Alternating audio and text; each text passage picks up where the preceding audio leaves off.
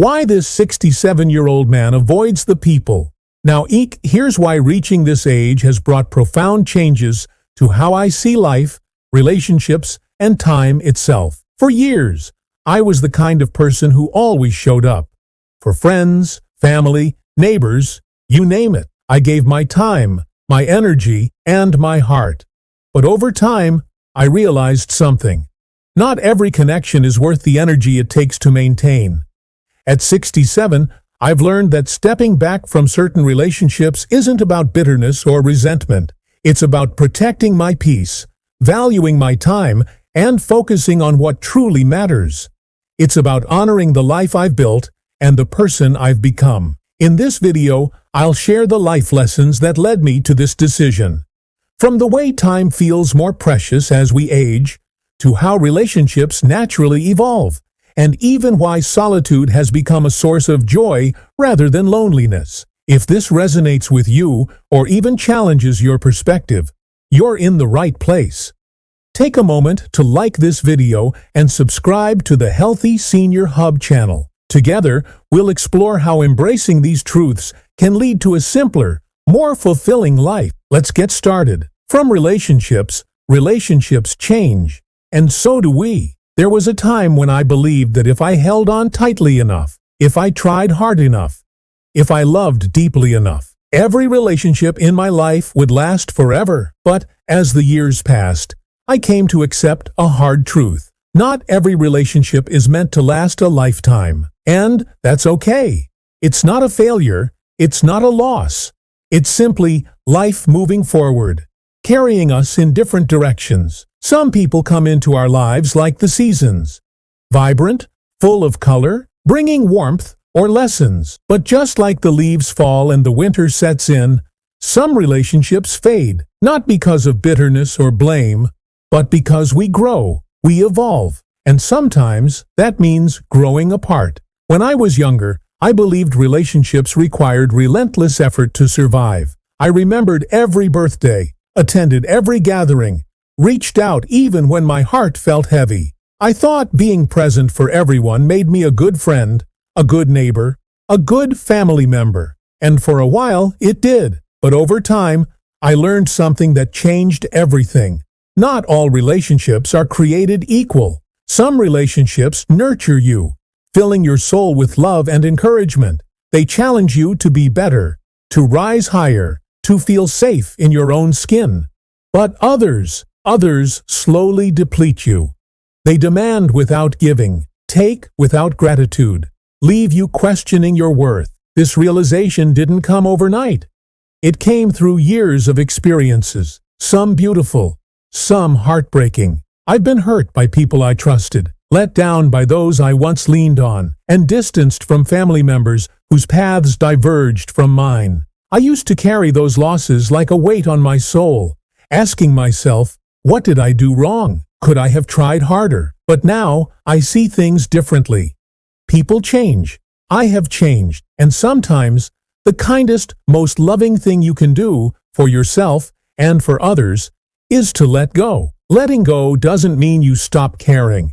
It doesn't erase the love, the laughter, the shared history. It simply means accepting that some connections have served their purpose. It means understanding that growth sometimes requires distance. One of the most freeing lessons I've learned is that relationships should be mutual. A healthy connection isn't one where you pour endlessly from your cup while receiving nothing in return. It's about balance. Does this person support me as much as I support them?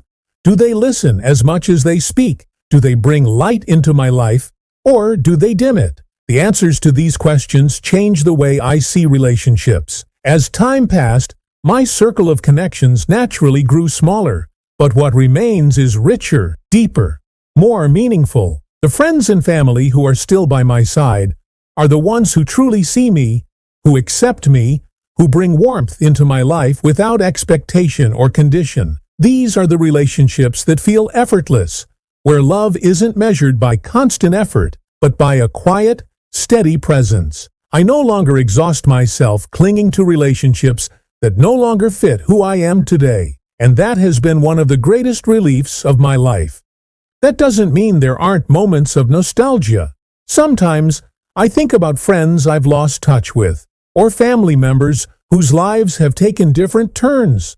I wonder if they ever think of me, if life has been kind to them. But instead of regret, I feel gratitude, because even though they may no longer walk beside me, they shaped me. They taught me lessons. They gave me memories that will always have a place in my heart. They were part of my story, even if they are no longer part of my present. So, if you're holding on to a relationship out of guilt, obligation, or fear of change, ask yourself, does this connection bring me peace? Relationships, like life, are meant to evolve. Cherish the ones that uplift you, the ones that feel like home, the ones where love flows freely in both directions. And let go of the ones that no longer align with who you are becoming, because when you do, you'll find yourself surrounded by something far greater than just connections. You'll find yourself surrounded by love, authenticity, and the kind of relationships that make life truly worth living. Number 2. Time? Time feels more precious than ever. At 67, one truth has never been clearer. Time is no longer infinite. When we were younger, it felt like we had all the time in the world. We wasted hours on meaningless conversations, held on to relationships that didn't fulfill us, and carried obligations out of guilt rather than genuine care. Back then, time felt like an endless resource, something we could afford to spend carelessly. But now, every moment feels like a gift, and I refuse to squander it. This realization doesn't hit all at once. It settles in gradually, like the soft fading of a sunset, until one day you look around and realize how much of your time has been spent on things that didn't truly matter. You start to notice how fast the years have gone by, how the faces around you have changed, how the invitations have become fewer, how the priorities have shifted. You understand, sometimes painfully, that you can't get back the time you once gave away so easily. This shift doesn't come from fear. It comes from wisdom. Time is no longer just a number on a clock. It's the foundation of how I choose to live my life. Every sunrise feels more vibrant, as if the sky itself is reminding me to slow down and appreciate its beauty. Every conversation with someone I truly care about carries a depth I never noticed before. Even the quiet moments, sipping my coffee, feeling the gentle breeze on my face, or walking through a park, hold a significance that once escaped me. I've learned that not everything and not everyone deserves a slice of my time, and that realization isn't selfish. It's necessary, because time is a currency, and every day we make a choice on how to spend it. The power of saying no. As we grow older, we must step back and ask ourselves, is this worth my energy? Does it bring me joy? Does it align with my values and the life I want to live? If the answer is no, I let it go.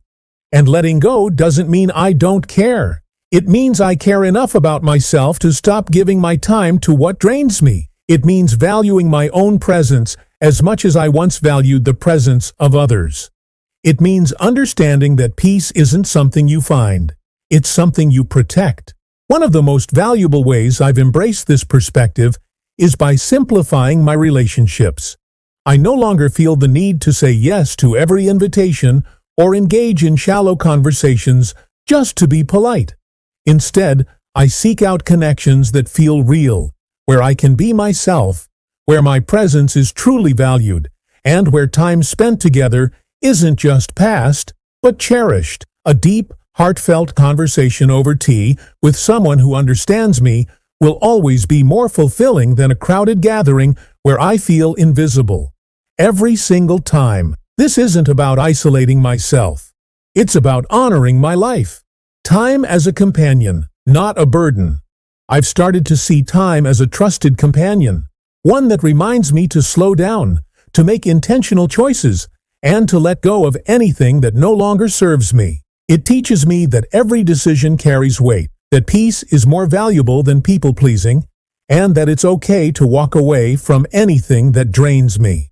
I no longer fear the ticking of the clock. Instead, I welcome it. Because every tick is a reminder that I'm still here, still breathing, still given the chance to live a life that feels meaningful. If you've been feeling the same way, I want you to know, you're not alone. There's no rule book for how to spend this stage of life. No perfect way to fill your days. But here's what I've discovered. Focus on what truly matters. Time isn't about how much we have left. It's about what we do with it. Protect it fiercely. Fill it with purpose, with peace, with people who uplift your spirit. Because the moment you start treating time as the treasure it is, your entire life shifts into something deeper, richer, and infinitely more beautiful. Number 3, simplicity. The world has changed. At 67, it's impossible not to notice how much life has transformed. Everything feels faster, busier, and more technology-driven than ever before. Yet, for all the progress and convenience, something precious seems to have been left behind. A sense of warmth, simplicity, and genuine connection. I grew up in a time when relationships felt real, unfiltered by screens or distractions. Neighbors weren't just the people next door. They were friends, almost family. We'd visit each other without needing an invitation, sharing coffee, laughter, and stories that lingered in our hearts for years. Families gathered not out of obligation, but out of love. Time spent together wasn't something to be scheduled. It just happened, naturally and beautifully. But now, things feel different. People are always in a hurry, chasing success, managing endless to-do lists, and trying to keep up with the relentless pace of modern life. Conversations that were once deep and meaningful have become rushed and shallow, squeezed between notifications, emails, and distractions. Even family time, once a sacred part of life, now feels fragmented, competing with work schedules, social media, and digital noise. Technology has undoubtedly made life easier in many ways. I love that I can video call my grandchildren or reconnect with an old friend with just a few taps. But despite all these advancements, something feels missing. A warm hug, a reassuring touch, or simply sitting with someone in comfortable silence. These are things technology will never replicate. There's a strange paradox in today's world. We have more ways to stay connected than ever before. Yet genuine human connection often feels harder to find. The constant hum of notifications, news, and updates makes the world feel overwhelming. And despite all this connectivity, loneliness is at an all-time high. This isn't about resisting change or wishing for the past. Every generation faces its own challenges, and every era comes with its own kind of beauty. But at 67, I find myself valuing simplicity more than ever. I no longer feel the need to fill my days with endless busyness. Instead, I cherish the small, quiet, and deeply fulfilling aspects of life. I choose to step away from the noise and focus on what truly matters: heartfelt conversations, meaningful relationships, and the quiet joy of shared moments. I've learned that it's okay to say no to invitations that feel draining. It's okay to choose stillness over chaos, depth over distraction, presence over performance. A meaningful conversation over tea will always mean more to me than a crowded gathering where I feel invisible. If you feel the same, know that you are not alone. It's okay to slow down. It's okay to prioritize what fills your soul rather than what fills your schedule. Seeking simplicity isn't about giving up. It's about holding on to what truly matters.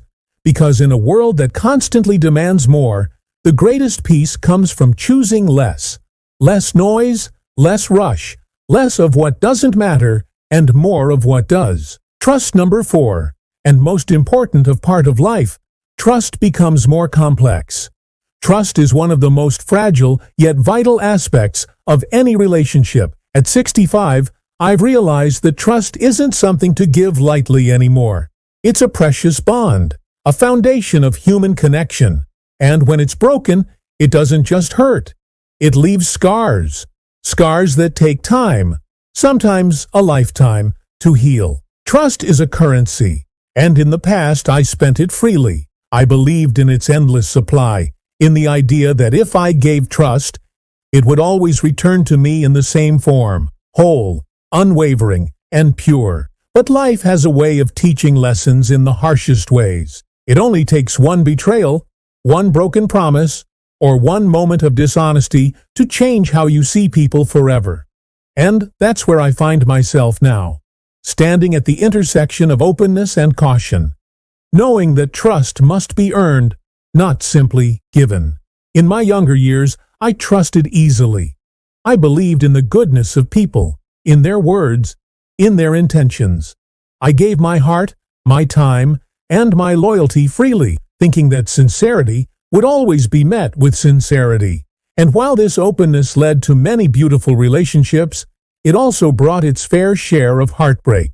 I trusted friends who smiled in front of me, but spoke behind my back. I believed in relationships that I thought would last a lifetime, only to watch them crumble over misunderstandings, ego, or simple neglect. I stood by people in their hardest moments, thinking they would do the same for me, only to realize that when I needed them, they were nowhere to be found. Over the years, I've been let down by people I never imagined would hurt me. A friend who valued what I could do for them more than who I was. A family member whose choices built walls between us, turning love into distance. A colleague who prioritized their own gain over the vision we once shared.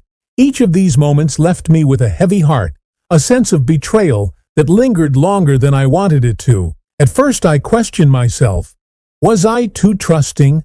Too naive? Did I expect too much? But as time passed, I realized it wasn't about me. It was about understanding that not everyone values trust the way I do. These experiences changed how I approach trust. They didn't make me bitter, but they did make me careful. Now, when someone new enters my life, my first thought isn't, how can I connect with this person? But rather, what are their motives? It's not an easy way to live, but it's necessary. A lesson carved from years of disappointment. And yet, through all this, I've come to understand something even more important. Trust isn't just about others. It's about trusting yourself, too. Learning to trust myself. One of the hardest lessons life has taught me is that my gut feeling is rarely wrong. I remember times when something felt off, when a situation didn't sit right with me, but I ignored my instincts.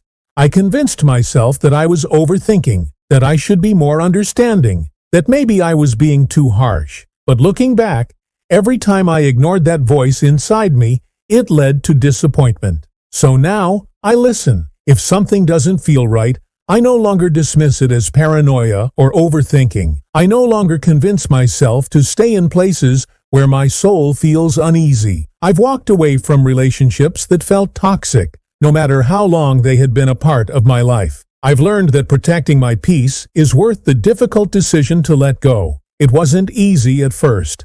Letting go feels like losing. It feels like failure, but in reality, it's the most powerful thing you can do for yourself. Walking away isn't weakness, it's strength. And when I finally started trusting myself, I realized something beautiful. I didn't just stop trusting the wrong people, I started surrounding myself with the right ones. Trust still exists, just differently. That said, trust is still possible. It's just different now. There are moments when people surprise me in the best way. A kind stranger who goes out of their way to help. A neighbor who checks in during bad weather. A simple but genuine act of kindness that reminds me that trust, while delicate, is not impossible to rebuild. I've learned to find joy in small, authentic gestures. It's not always about grand promises, it's about consistency. The friend who calls just to check in. The loved one who remembers the little things. The people who prove through their actions, not just their words, that they care. Trusting again doesn't mean forgetting the past, but it does mean allowing yourself to believe in goodness again. It means understanding that while some people will break your trust, others will honor it like a sacred promise. The key, balance. The key is balance.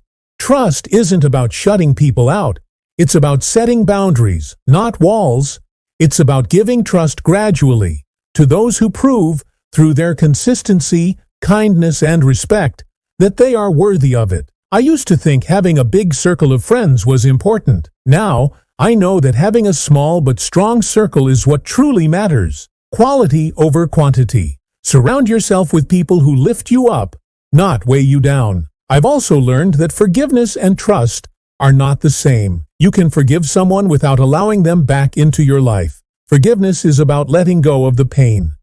Trust is about deciding who is worth your time. And as I reflect on trust at this stage of my life, I realize one more truth. The most important trust is the trust you have in yourself. If you've become more guarded, that's okay. So if you found yourself more guarded as you age, know that it's okay. You are not being cold. You are valuing yourself. Protecting your trust is a form of self-care. It doesn't mean you're closing yourself off from the world. It means you are choosing, carefully and wisely, who truly deserves a place in your life. It means understanding your worth. It means choosing peace over pleasing people.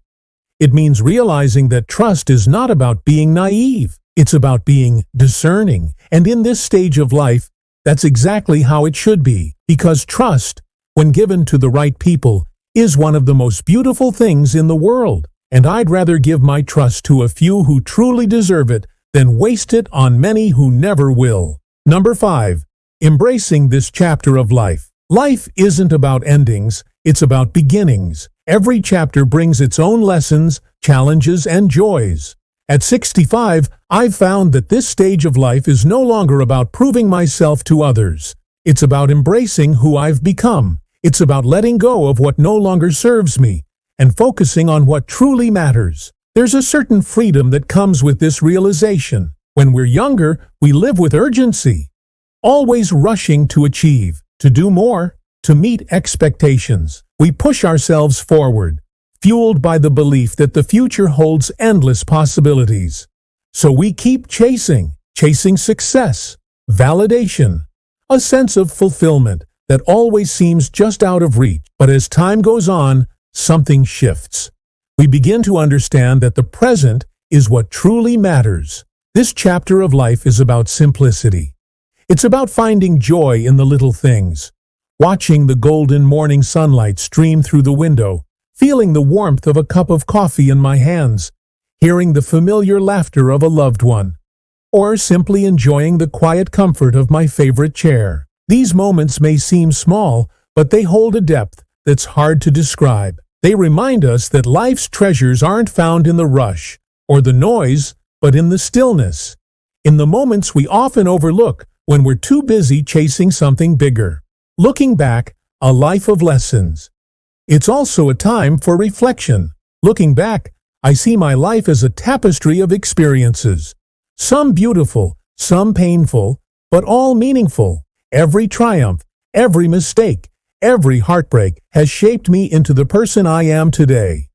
I remember the moments when I felt invincible, when I conquered challenges, reached milestones, or achieved what once felt impossible. But I also remember the nights when I lay awake, questioning myself, wondering if I had done enough, if I had been enough. There were times of deep love and times of loss, moments of pure happiness, and days filled with doubt.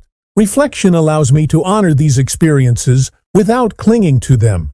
It's not about living in the past, it's about appreciating the lessons it has given me. Looking forward, the beauty of what's still to come. But this chapter isn't just about looking back, it's also about looking forward. There's a quiet excitement in knowing that there's still time to create, to learn, and to grow. Whether it's trying a new hobby, nurturing a garden, learning to paint, dancing in the kitchen to my favorite song, or simply taking the time to appreciate the present, this stage of life offers its own unique possibilities. For the first time, I feel like I'm truly living for myself, not for expectations, not for obligations, but for me. I no longer worry about impressing people who don't matter. I no longer carry the weight of unnecessary burdens. Instead, I focus on what makes my heart feel light. I laugh more freely, I speak more honestly, and I love more deeply, not because I have to, but because I choose to. The true freedom of this stage. What makes this chapter truly beautiful is the freedom it brings. It's the freedom to say no to things that drain us and yes to what brings us peace. It's the courage to live authentically, without fear of judgment or the pressure to meet others' expectations. It's the realization that simply being is enough. For years, I believed that happiness was something I had to earn, something I had to prove myself worthy of. But now, I know the truth. Happiness isn't found in achievements. It's found in appreciating what's already here. It's in the conversations that last for hours, the comfort of a warm embrace, the simple pleasure of watching the world move at its own pace while I sit back and enjoy the ride. A message to those in this chapter of life. If you're in this stage of life, I encourage you to embrace it fully. Let go of the noise. Let go of the rush. Let go of the pressure to be anything other than yourself. Focus on the things that bring you joy, no matter how small they may seem. Make time for what matters. Spend time with the people who make you feel seen. Hold on to those who lift you up, and walk away from anything or anyone that makes you feel less than you are, because life doesn't have to be perfect to be meaningful. Sometimes the most peaceful and fulfilling moments come when we stop chasing and start appreciating. This chapter is ours to write, so let's make it one of simplicity, gratitude, and genuine happiness. Because after everything we've lived through, we deserve nothing less. Sex and final financial security, a quiet foundation. At 67, I've learned that financial security isn't about wealth. It's about peace. It's the quiet foundation that lets me live without constant worry. In my younger years, I didn't think much about savings or retirement. I believed there'd always be time to plan later. But as I aged, I saw how financial stress can overshadow everything: health, relationships, and even the ability to enjoy simple moments. I started simplifying my financial life. I downsized, sold what I didn't need, and focused on living within my means. It wasn't about deprivation, it was about freedom. By reducing expenses, I felt more in control. I also began saving, even small amounts, and prioritized needs over wants. This shift wasn't just practical. It brought a deeper appreciation for what truly matters. Planning for the unexpected became essential. Health issues, rising costs, or emergencies can disrupt even the best-laid plans. I explored options like insurance and built an emergency fund. These steps weren't just for me. They were about protecting my loved ones from future burdens. Now, financial security gives me the freedom to focus on what brings joy: time with family, hobbies, and quiet moments. It's not about luxury, it's about stability. And in this stage of life, that stability is everything. This stage of life isn't about shutting the world out. It's about cherishing and protecting the peace we've worked so hard to find. Life at 65 is a chance to focus on what truly matters: deep, meaningful relationships, moments of pure joy, and a profound sense of inner calm. It's not about bitterness or regret. It's about living intentionally with purpose and love. This chapter is a time to let go of toxic connections, unnecessary obligations, and the constant pressure to meet others' expectations. Instead, it's about embracing simplicity, authenticity, gratitude, and self-love. The journey has been filled with lessons, some painful, some beautiful, but all valuable, leading to a place of clarity, wisdom, and fulfillment. If you've been feeling the same, remember, it's okay to choose peace over chaos. It's okay to prioritize yourself, your happiness, and your well-being. Life's true richness doesn't come from how busy you are. It comes from the quality of your days, the love you share, and the laughter you cherish. Let this be the chapter where you live boldly, love deeply, dream fearlessly, and savor every precious moment, because you deserve a life filled with meaning, warmth, and true happiness.